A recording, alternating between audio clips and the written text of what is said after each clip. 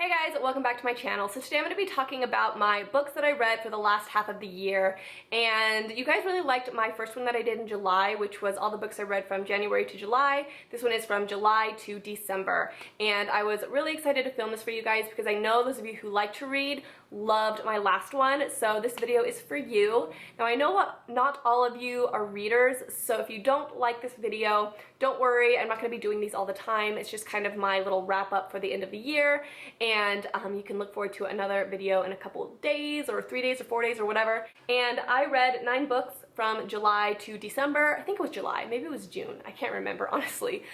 So 9 books, and I'm going to talk about the ones that I loved and the ones that I didn't like. So the first book that I read is this one. This was Dark Matter by Blake Crouch, and this book actually got really wet and it's all messed up now because my daughter spilled water on it, but this was the first book that I read since my last one, and this was probably one of my favorite books that I read the entire year. And this was actually a sci-fi book, which I've never read sci-fi in my entire life, and I was pleasantly surprised with this book. This book brought my mind to places that I have never taken my mind. I remember reading this book and just being like, and I'd have to like put the book down and be like, whoa, like it was like my mind was just going to these places, and I was like, it was the coolest book to read. I would definitely recommend this book to anybody, even if you're not a sci-fi reader. So it's basically about a man who has a wife and a son, and he loves his life, but he oftentimes ponders like what his life would have been like if he actually would have followed his career, because he was a super smart man, really into science and quantum physics.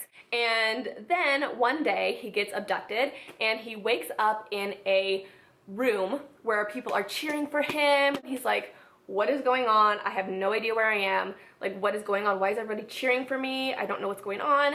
And that's when he realizes that he needs to find his wife and his son. And so he spends the entire book looking for his wife and his son, but it is in a very, very weird way that you're just like, whoa, like your mind is blown. So I was really into this book. It was so fascinating, and it deals a lot with science and like quantum physics, but in a very like tangible way. So the next book I read was a memoir, and you guys know that I really like memoir style books, and I also love psychology type of things as well. So this book is called Sickened, and it is a memoir of Munchausen by proxy, and this is by Gregory. So if you don't know what Munchausen is, it is a mental disorder that usually, not always, but usually happens in women. And basically what it is it's just your want to be sick to the point where you make yourself sick. You do things to make yourself sick, and you eat things that are bad for you to deliberately make yourself sick because you like the attention of doctors and people around you, and you will do anything that you can to get surgeries or get treatment for things or get diagnosed with certain things, and you will just bounce around from doctor to doctor, and you just love the attention that being sick brings. And Munchausen by proxy is when you do it to a child or somebody that you're caring for.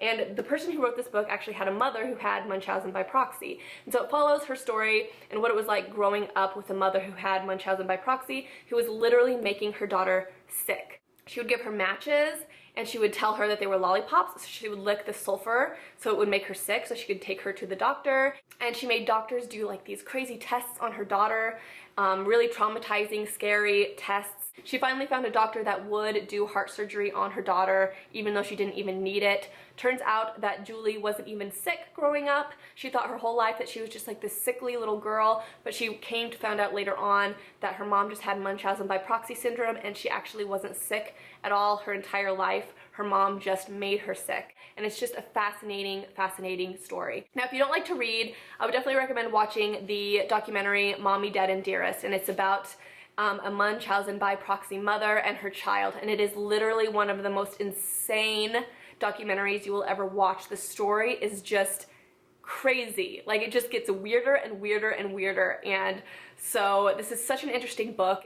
The next book that I read was Girl on the Train, and as you guys know, this was made into a movie. I've actually never seen the movie, but I decided to read the book because I heard that the book was absolutely amazing. I've also been told that this is better than Gone Girl, and I watched Gone Girl the movie, and I thought about watching the movie with this, but I just heard that the book was so good, I decided to go with the book instead. And this was an amazing book. This is a good book to read, like if you're traveling somewhere really far. It's so enthralling and it just sucks you in. And it's a mystery type of book, a little bit of like a thriller.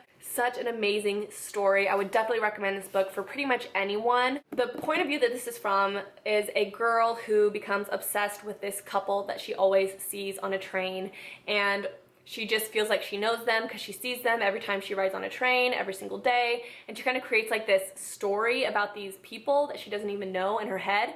And one day, the woman of the couple goes missing, and the girl that watches this couple all the time becomes obsessed with trying to figure out what happened to the woman. So she becomes friends with the husband, and she tries to like figure it out, and she thinks that she has some information because she watches them all the time. It's just a really unique book because you're kind of for the main character, but at the same time you're kind of a weirdo. But if you don't want to read the book, you could definitely watch the movie. I've never seen the movie, so you could let me know how it is, but the book was amazing. I would definitely recommend it. Next is The Dumb House, and this book is actually a book that I've been wanting to read for a really long time. This book is one of the most cringe-worthy, like it just makes you feel weird. It's one of those types of books, so if you like books that just make you feel weird in a very disturbed type of way, this is for you. So I was really wanting to read this book because I'd heard so many good reviews about this book, and that's what made me want to read it, but I was actually quite disappointed in this book in the end. I just wasn't as enthralled with it as I thought I would be. So basically what this book was about was a man who is really into learning about language. He's really obsessed with just the idea of language, and he's also a sociopath.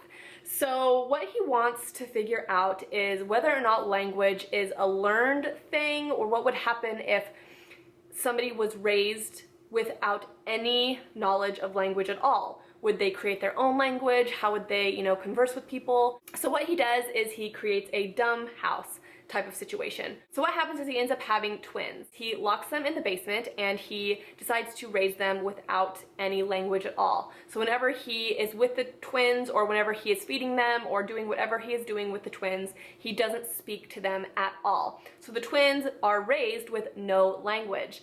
And it is just the most bizarre, weird book ever. And there was definitely times in this book where I was just like, but this is a very well-known book, and a lot of people have read it, which is why I wanted to read it. Now, the only disappointment with this book is I felt like it was like a unorganized journal in a way, and I didn't really love that about the book. I didn't like the writing style, and that's just a personal preference.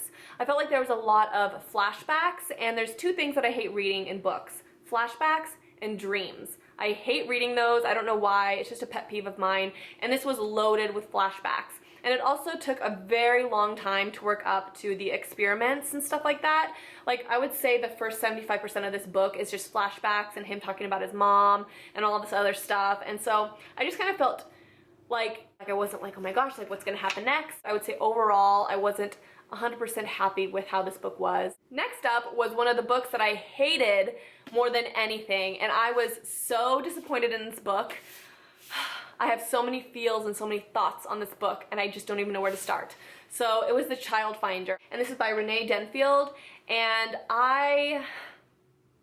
the reason I bought this book is because I thought it sounded really interesting, and it also took place in Oregon. So of course, any book that takes place in Oregon I'm going to buy and I'm going to read. So basically what this book is about is a girl named Naomi who is a child finder, and what she specializes in is finding children that have been lost or abducted. And in this book, she's looking for this little girl, Madison, who went missing in an Oregon forest. And this book, the premise sounded very fascinating to me, very interesting, but the writing style really fell flat for me. Renee's writing style just isn't my favorite writing style. She used so many different perspectives in this book that I couldn't get attached to any one character, and she didn't do a very good job at jumping from point of view to point of view.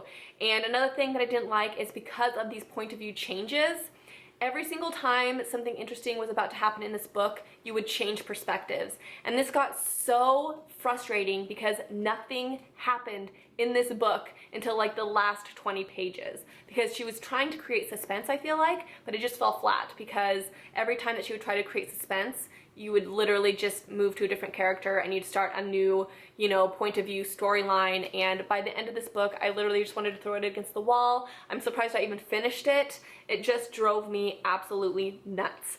Now, the thing about this book is it has like 4.5 stars on Goodreads. So people apparently like it, I hated it. Luckily, after this book, I did read a book that I absolutely fell in love with, and it was Wintersong by S.J. Jones. I love this book. I love this book. So this book is based on German folklore of Der Erlkönig, and Der Erlkönig is actually the character that they use, I think, to scare children into behaving. The Goblin King will come and take you away and take you to the underground or something along those lines. And a subscriber actually recommended this book to me when I did my Goblin King makeup tutorial. And she said, you have to read it. If you like the labyrinth, please, please, please read it.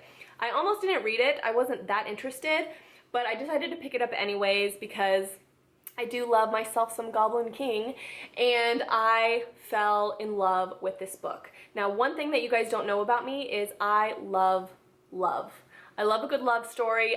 It's like my guilty pleasure. And this is just that, a little bit of a love story. So basically what it's about is a girl named Liesel who has to save her sister from the Goblin King. He stole her and took her to the underground, and Liesel has to go down there and sacrifice herself to save her sister, and Liesel ends up down with the Goblin King.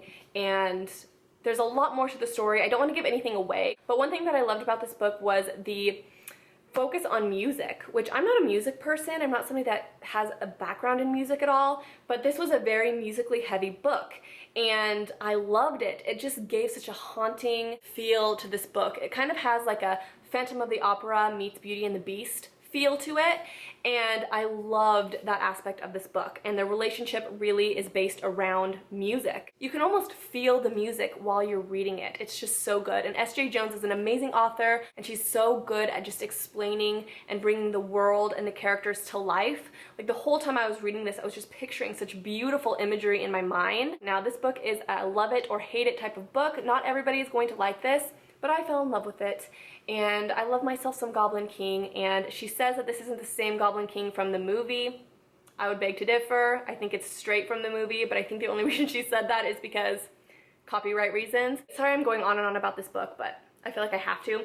This book is actually advertised as a labyrinth retelling. Don't go into reading this book thinking it's going to be a labyrinth retelling, because it is not a labyrinth retelling at all, and I don't want you to go into this book being disappointed. There's not even a labyrinth in this book. It is actually a completely different story, but I liked it for what it was. The only thing that bothered me about this book was the main character. She was kind of annoying at times, but I still really enjoyed this book, and she's actually coming out with a follow-up to this, and it's called Shadow Song, and it comes out in February, and I am so excited to read it. I will definitely be reading this again in the future. I love the cover too. Isn't it beautiful? Next was a book that I actually saw on the shelves at Walmart. Turtles All the Way Down by John Green. I have never read a John Green book in my entire life. I never read Fault in Our Stars. I never read any John Green book. So I was going into this completely unbiased, but I really wanted to give John Green a chance, so I picked this one up. This was an okay book.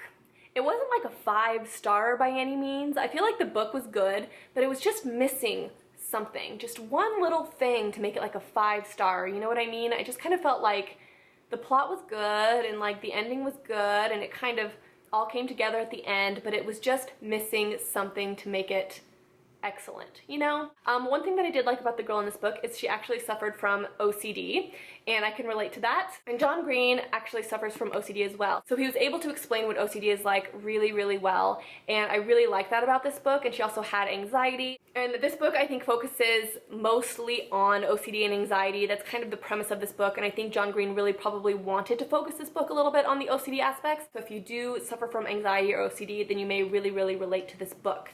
This book is basically about a man who goes missing, and there's a reward for whoever finds the man. Well, the girl in this book used to be friends with the man's son, and she ends up rekindling that relationship with the boy because her friend is trying to talk her into winning the money because she thinks that they can figure it out.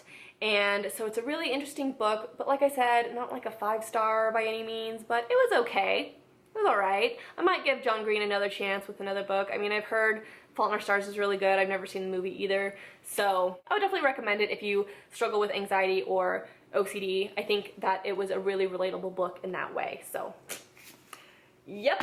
So next was a book that I wanted to read because after reading Wintersong, I just really wanted to read another love story. Like, you put a love story in my hand, and I will literally want to just read love stories for the rest of my life, and I have to be really careful because I will literally just want to keep reading love stories. I'm just a love person. They just make me happy. So after reading Wintersong, I was like, I want to read another love story. So I picked up Enchantment of Ravens, and this is by Margret Rogerson, and this was really, really good. It's another fantasy, young adult love story, but I really like this because it really focuses on art, and I'm an artist, and so I could really relate to that aspect. And basically it's about a girl who is a portrait painter, and she actually paints portraits of fae. And she meets the Autumn Prince, and when she paints his portrait, she accidentally paints sorrow in his eyes. And because she did this, she actually ruins his reputation. So he has to go get her and take her to the fairy courts and solve the problems that she had created with this painting, and they just end up growing close, and it just becomes a very interesting story. But this book was really good overall. I really enjoyed it. It was a good, simple, like palate cleanser type of read if you're looking for something a little bit lighter, a little bit easier to read. Like I said, it's a young adult, so these tend to be just a little bit lighter, but they're just fun, and that is why I really like this book. Last but not least was something a little bit more educational, which I like to throw into my reading sometimes. This is The Secret Lives of Introverts by Jen Graneman.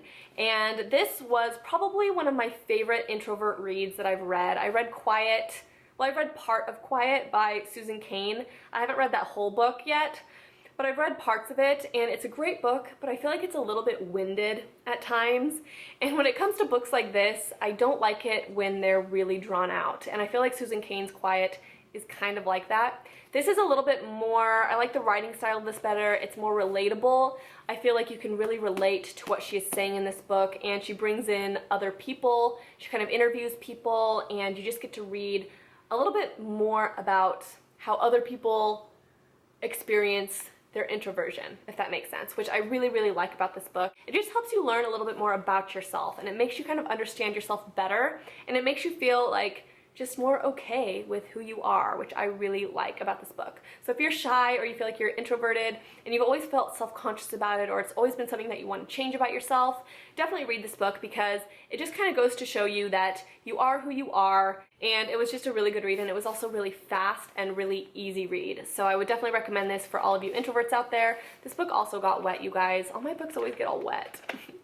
But yes, really good book. I really enjoyed it. So that is all that I read at the end of this year. Some good books and some not so good books, but I'm really happy with what I did read at the end of this year, and I had more amazing books than I did bad books, so I'm happy about that. And my next video on books is going to include Shadow Song, which is the sequel to Wintersong, so I'm really excited for that. And I'm reading a very interesting book right now. It's a memoir, and it's really, really good. I cannot wait to share this one with you because I think it might be one of my favorites. And it's very similar to Brain on Fire that I read in my first video. So anyways, thank you guys for watching. Sorry if this is really long and drawn out. I tried to kind of talk about these as fast as I could. It's really hard sometimes because sometimes if I really love a book, I want to talk about it forever. But I hope you guys like this, and I will talk to you in my next video. Bye!